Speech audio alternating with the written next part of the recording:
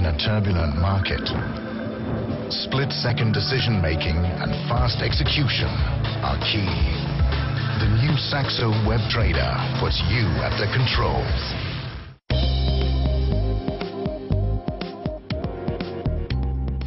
Bienvenue dans Elles ont la cote, l'émission consacrée aux sociétés cotées. J'ai la chance d'accueillir aujourd'hui un rescapé. Il y en a quelques-uns à la Bourse de Paris. Son cours de bourse progresse de 8%, en tout cas pour l'heure. Jean-Marie Magnet, bonjour. Bonjour. Vous êtes le fondateur d'Osi, fondé en 89, une introduction en bourse en 99. Et on arrive tout proche de 2009, on va voir toutes les grandes étapes de cette société. Un mot sur les métiers d'Osi avant de reparler de la bourse. Alors, l'originalité d'Osi est d'avoir 50% de son chiffre d'affaires réalisé dans ce qu'on appelle la R&D externalisée, ou l'ingénierie et le conseil en technologie, et d'autre part 50% de son chiffre d'affaires dans le management des systèmes d'intervention d'information, qui est le métier plus traditionnel des SS2I. Alors Jean-Marie Magnet, on parlait de l'introduction en bourse d'Osi en 99. Vous avez connu, j'imagine, les hauts et les bas.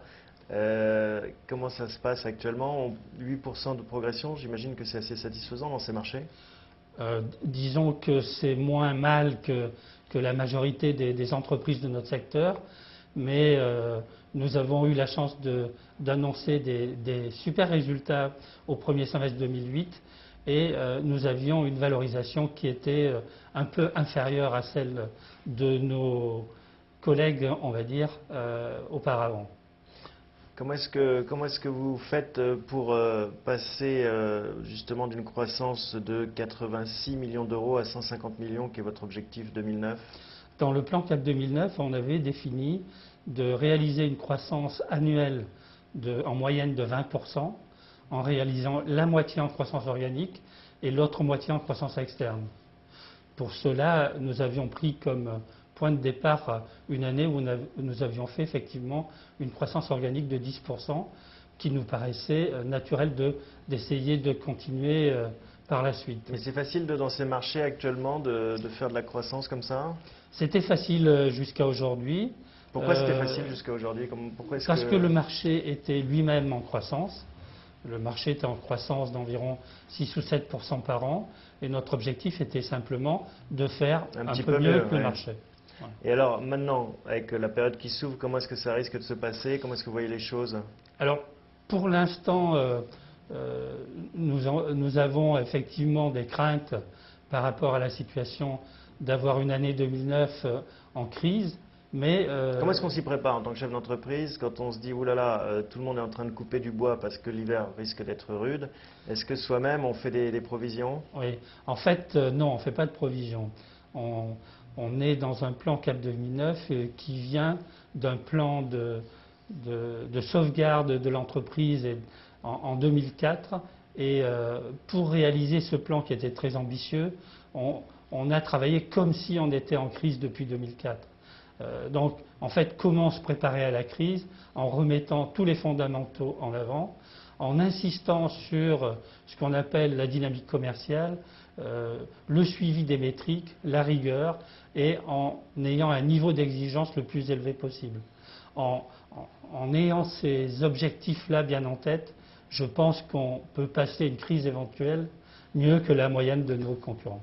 D'accord. Et comment est-ce qu'on motive les troupes aussi dans une période de crise comme celle-ci qui s'ouvre?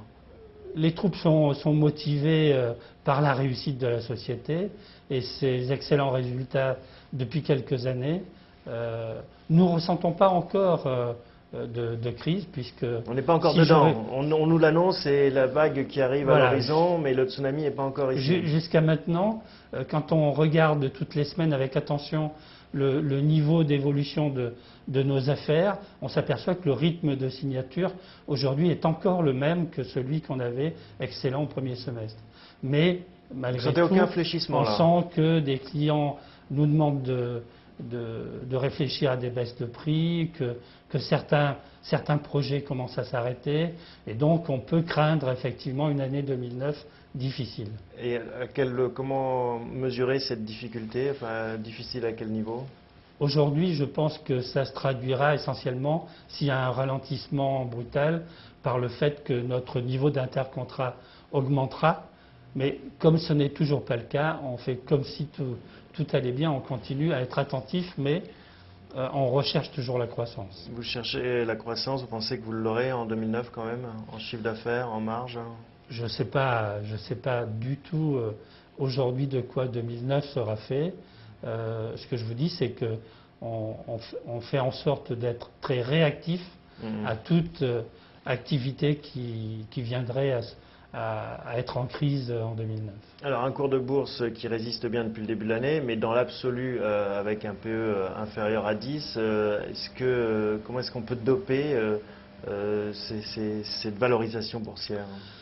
Alors on est une société, un groupe en bourse qui est d'une taille relativement modeste pour la bourse, ce qui fait que notre liquidité n'est pas toujours celle qui serait souhaitée par les investisseurs.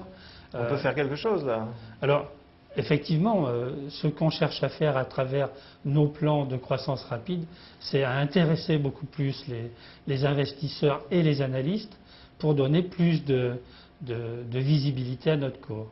Et je pense qu'à partir d'une certaine taille, on peut donner un signal qui montre que le groupe vaut la peine que les investisseurs s'y intéressent.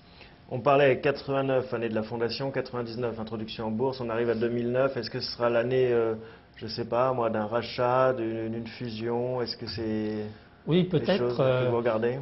De toute façon, j'arrive moi-même à un âge où je peux imaginer vous avez quel âge, de prendre ma retraite. J'ai 63 ans. Bon, encore 2 ans et c'est la retraite, hein? Par exemple, mais pourquoi pas continuer à rester un actionnaire de référence de ce groupe si la couche de management qui est aux affaires aujourd'hui et qui est très très efficace. Donc un LMBO éventuellement? Un LMBO éventuellement. Ou un rachat par un plus grand groupe? Pourquoi pas? Vous êtes ouvert? Tout est ouvert, effectivement. Bon, et ben l'annonce est lancée. Merci Jean-Marie Magnier d'être venu nous parler d'OSI. À bientôt. À bientôt.